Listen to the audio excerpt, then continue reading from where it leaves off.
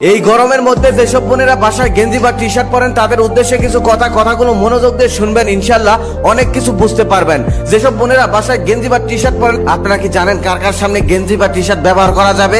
অনেকেই হয়তো বলবে মারামদের সামনে ব্যবহার করা জায়েজ আছে, কিন্তু আপনার ধারণা সম্পূর্ণ ভুল। কারণ যে আপনার বাবা হয়, যে আপনার ভাই লাগে, সেই সম্পর্কের আগেও তাদের আরো একটি সম্পর্ক আছে, তারা হলো পুরুষ। তাদের মধ্যে পুরুষত্ব আছে।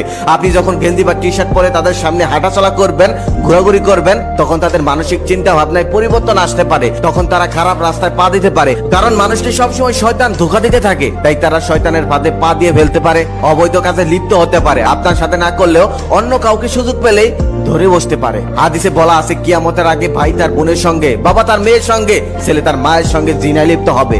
আস্তাগফিরুল্লাহ, নাউজুবিল্লাহ। আল্লাহ তাদেরকে হেদায়েত দান করুক, আল্লাহ তাদেরকে ক্ষমা করুক। খবরে অলরেডি এইসব আপনি শুনতে পারবেন, এইসব অলরেডি শুরু হয়ে গেছে। এর কারণ কি জানেন? একমাত্র মেয়েদের বেপরদা। কিছু মেয়েরা তো এখনই রাস্তাঘাটে প্যান্ট টি শার্ট পরে ঘুরে বেড়ায়। ওইসব মেয়েদের তো লজ্জা শরম কিছুই নেই। তারা মুসলিম নাকি অন্য ধর্মের সেটাও বোঝা যায় না। আল্লাহ তাদেরকে হেদায়েত দান করুক, আল্লাহ তাদেরকে ক্ষমা করুক। এখানে কিছু বেপরদা মেয়েরা বক্তব্য রাখবে যে আমাদের দেশে তো 5 বছরের শিশু মেয়েকেও দর্শন করা হয়, বৃদ্ধকেও দর্শন করা হয়। তাদের উদ্দেশ্যে আমি একটা কথা বলবো। তাদের এই প্রশ্নের দাঁত ভাঙা জবাব দিতে আমি একটা কথা বলতে চাই। সেও অনেকদিন আগের কথা। আমার পাশের বাসার এক আন্টি একদিন বিরিয়ানি রান্না করছিলেন। তার বিরিয়ানির গন্ধে পুরো মহল্লা মৌ মৌ করছিল। সেদিন সেও আমাকে বিরিয়ানি দিল না। তারপর আমার বিরিয়ানি খেতে প্রচন্ড ইচ্ছে করলো গন্ধ শুকার কারণে। তারপর আমি বাজার থেকে বিরিয়ানির সকল জিনিসপত্র কিনে এনে বিরিয়ানি বানিয়ে খেলাম। আমি সেদিন কিন্তু বিরিয়ানি খেতাম না, একমাত্র সেই বিরিয়ানির গন্ধ পেলাম, তাই খেতে ইচ্ছে করলো, তাই খেয়েছিলাম। তেঁতুল দেখলে যেমন কিছু মেয়েদের জিভে পানি আসে, জিভ এক হাত হয়ে যায়, ঠিক তেমনই কিছু পুরুষের বেপরদা মেয়েদেরকে দেখলে জিভ এক হাত হয়ে যায়, মুখ করতে মন চায়। লোকালয়ের মধ্যে তখন তাকে হয়তো ধরতে পায় না, তারপর আড়ালে গিয়ে যাকে পায় তাকেই ধরে বসে। সেটা বাচ্চা হোক, সেটা বয়স্ক হোক বা যুবতী, সেটা দেখার তার কোনো যায় আসে না। কারণ তার ভোগ করতে হবে, তার জিভে পানি এসে গেছে। আশা করি ওইসব বেপরদা মেয়েরা এই প্রশ্নের উত্তরটা পেয়ে গেছেন।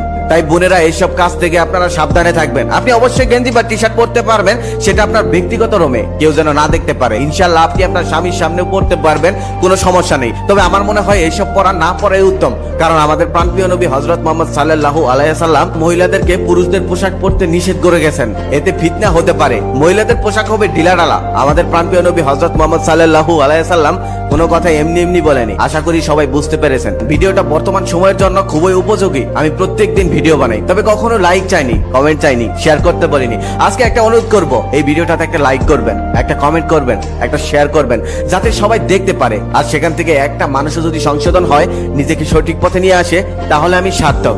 আর আপনারাও সওয়াব পাবেন, কারণ আপনাদের লাইক কমেন্ট শেয়ারে এই ভিডিওটা অন্যের কাছে পৌঁছাবে, সবাই দেখতে পারবে। আসলে গরমটা কোনো সমস্যা না, সমস্যাটা হলো তাদের চরিত্রে। সত্যি যদি তারা গরমকে ভয় পেত, তাহলে তারা জাহান্নামের আগুনকেও ভয় পেত। বেপরদা হয়ে রাস্তাঘাটে ঘুরে বেড়াতো।